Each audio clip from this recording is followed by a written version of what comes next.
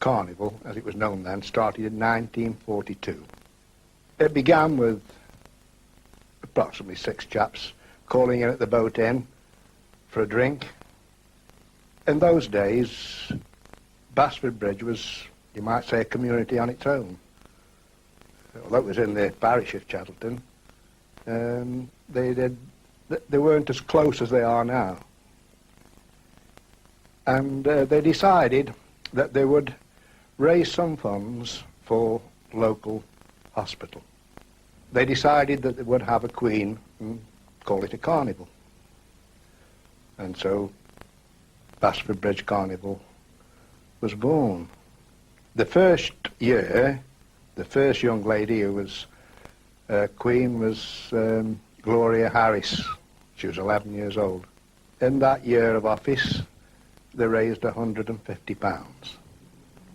And so, gradually, as other queens were required, and Basford Bridge was so small, Chattleton girls became queen. And it became Basford Bridge and Chattleton Carnival. As the years passed, it became Chattleton Carnival as we know it today. And we now raise sums of £20,000. Our daughter was 12. We had a visit from the chiefs of the Carnival Committee, never thinking that we would have a daughter that would be Carnival Queen, you see. So that was when our first experience came about with the Chattleton Carnival. And of course she became Queen in 1967.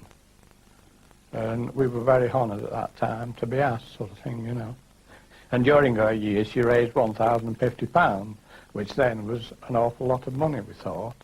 When you become the Queen's father, parents, you automatically the next year have to be on the committee, you see. And it's progressed from there, sort of thing. And of course we joined the committee 29 years now, which is an awful long time. After I was on the committee for a number of years, you automatically go on and you have to take a higher post, and it was my job to be treasurer, and I was treasurer for 14 years. It was a very interesting job. I thoroughly enjoyed it. Our eldest daughter, Anne, was chosen to be Carnival Queen in 1982. And there are a lot of preparations, of course, that go on beforehand. The material for the train and the material for the retinue all got to be chosen. But there's great excitement built up. And then, of course, at the same time, you're keeping your fingers crossed, hoping that it's going to be decent weather on the day so that it doesn't all get spoiled by the rain.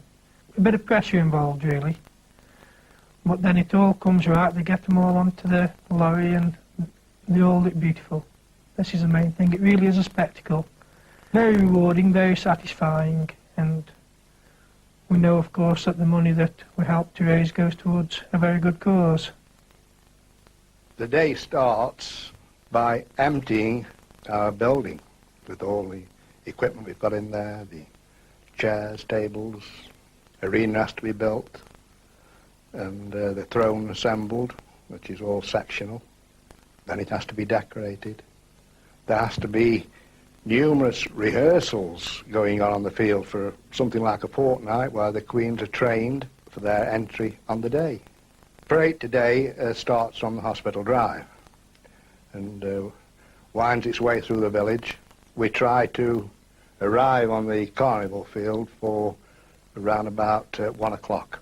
We usually get visiting queens, perhaps 7 or even 9, all on their own transport. So it makes quite a nice procession through the village. Then by 2 o'clock comes the crowning. That's usually the wife of the person who's opening the carnival on that day. Some years ago, I can't remember the year, the carnival parade had taken place. We'd all marched through the village. Everybody was assembled on the field. The queens were in position. Everyone was gathered round the arena ready for the crowning ceremony. When suddenly, in the distance, we heard another band. there coming marching through the gate was a group of Home Guards.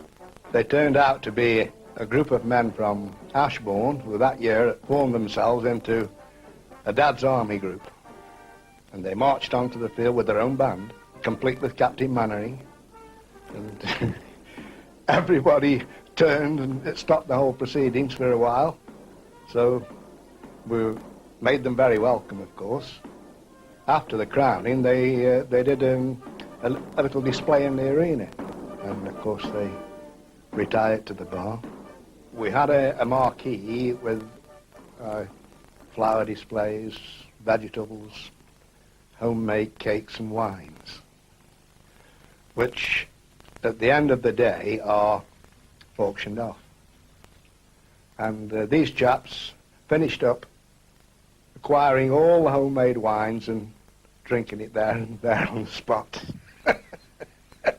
Turned out to be quite hilarious. It's most important that our carnival continues for the future. It's a tradition in the village that we couldn't possibly let die now. Keeps the interest of the village together. You know, I think it's a must, and I'm sure it will carry on.